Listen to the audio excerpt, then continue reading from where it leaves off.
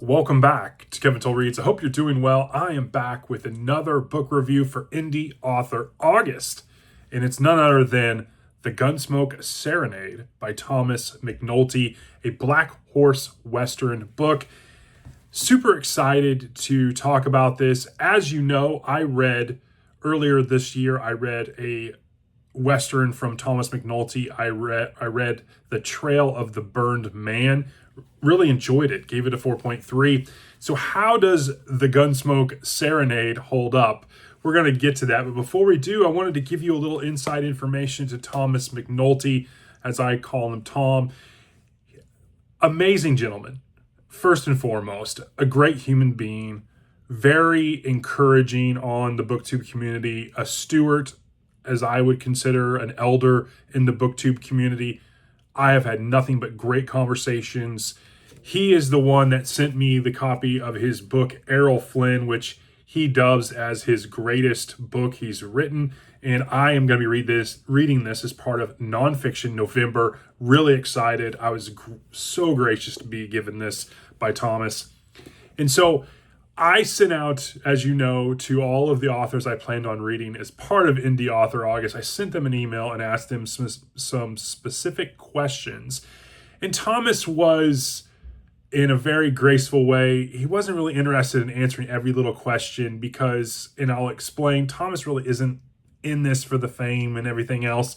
He's just a very nice gentleman. So he gave me kind of a generalized answer. So I wanted to share some of that with you. And so Thomas went on to say, I didn't begin my career as an indie writer. That didn't happen until later.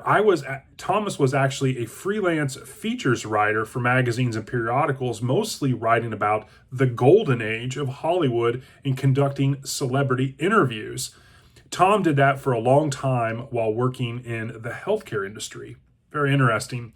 Tom's first book was the Errol Flynn biography, which was the result of collecting Hollywood memorabilia commencing in the early 70s. It took 10 years for Thomas to write the book and was published by McFarland in 2004 and remains in print to this day.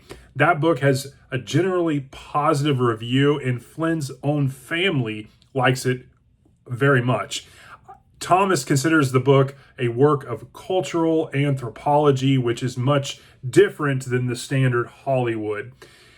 Thomas also went on to say that his first 6 Western books that he wrote were published by Robert Hale / Crowood under the famous Black Horse Western brand.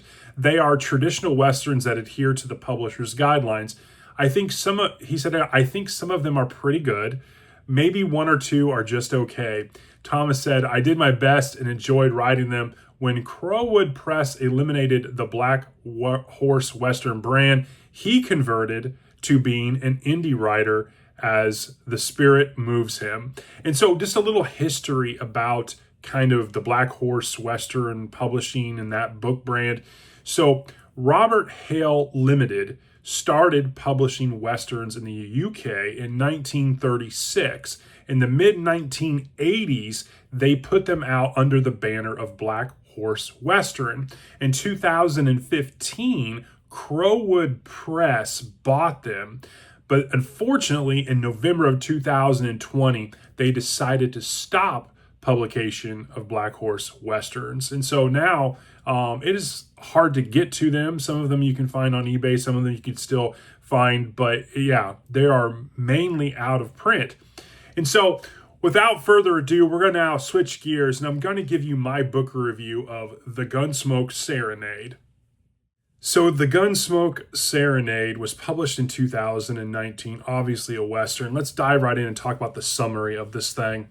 So we're in Cherrywood Crossing, which is in the Rockies. U.S. Marshal Maxfield Knight meets outside of the town several hired guns.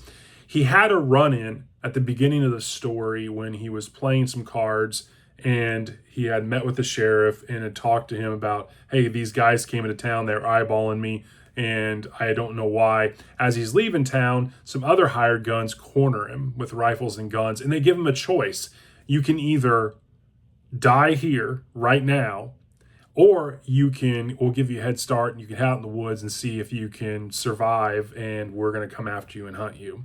And he's trying to find out information like what is going on, why.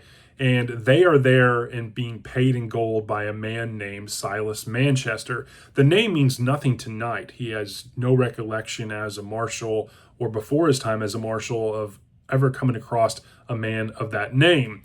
And so Knight chooses to head to the woods and try his luck on trying to escape and evade.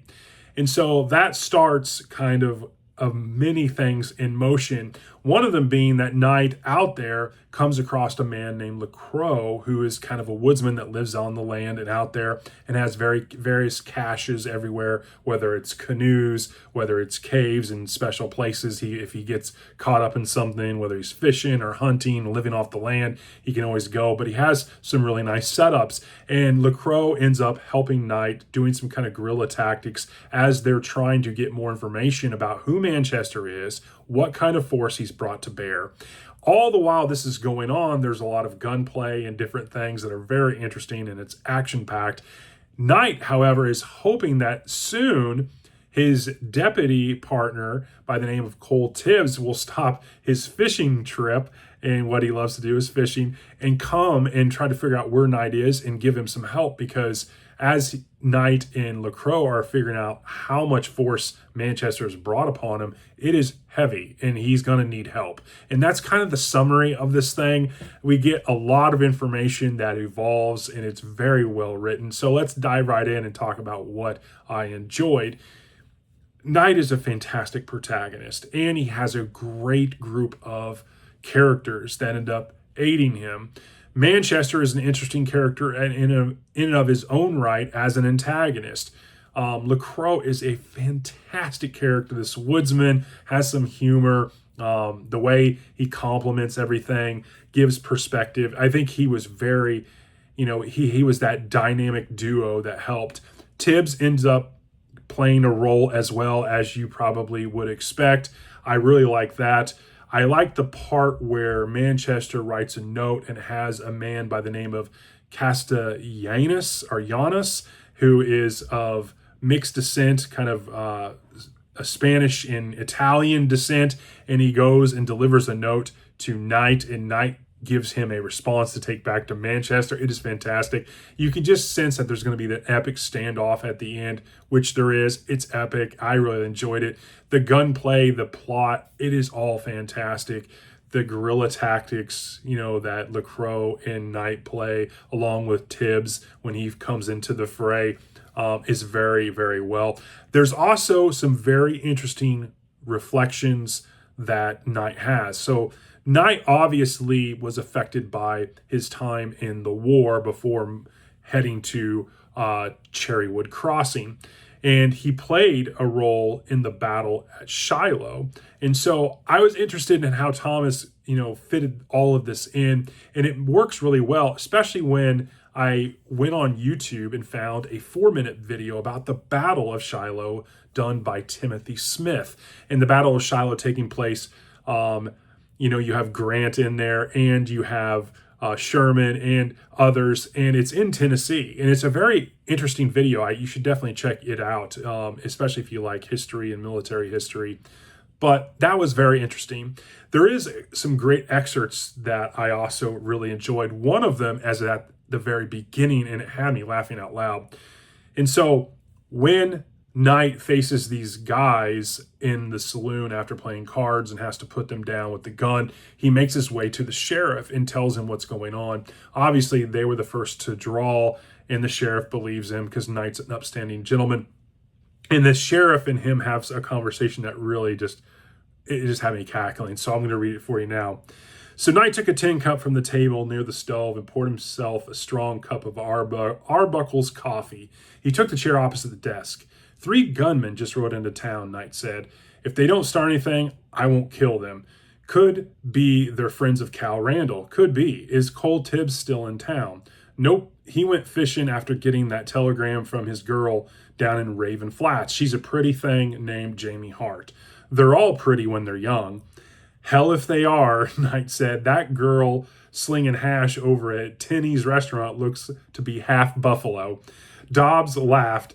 It's more like she's half moose and an old moose at that. I was cackling at that. Another excerpt that I wanted to share with you and set up the stage was when Knight is having flashbacks about the war and about his wife that had passed. There's a more serious part of it, obviously. And this is interesting because when Knight is recollecting about his wife, he remembers that she loved poetry and poetry by Henry Longfellow. And one of them Knight remembers was this, is that the quote was from Longfellow is, "When she had passed, it seemed like the ceasing of exquisite music." I thought that was really, really fitting for the reflection. In terms of rating and overall, I give this a 4.6. It is a great Western. Lots of emotion, great characters, pacing's great, heavy on the gunplay. Characters like Knight and Tibbs and LaCroix, you just pull for them. The Gunsmoke Serenade title, I think, is really great, especially when you consider some of the climax of this book. It's very fitting. If you like Louis L'Amour, Tom is right up your alley. He's that pulpy-ish kind of writing. It's hard-boiled, lots of action, gunplay, a lot of raw emotions. So far, I've read 2 Westerns from Thomas. Both of them are hits for me. Before you go, though, I wanted to share this.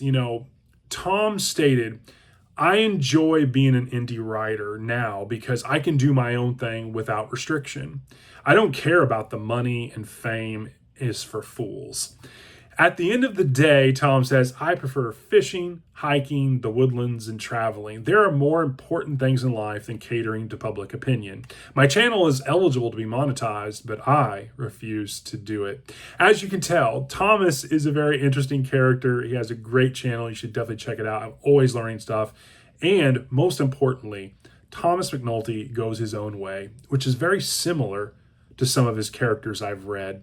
I hope you enjoy this. I will talk to you later.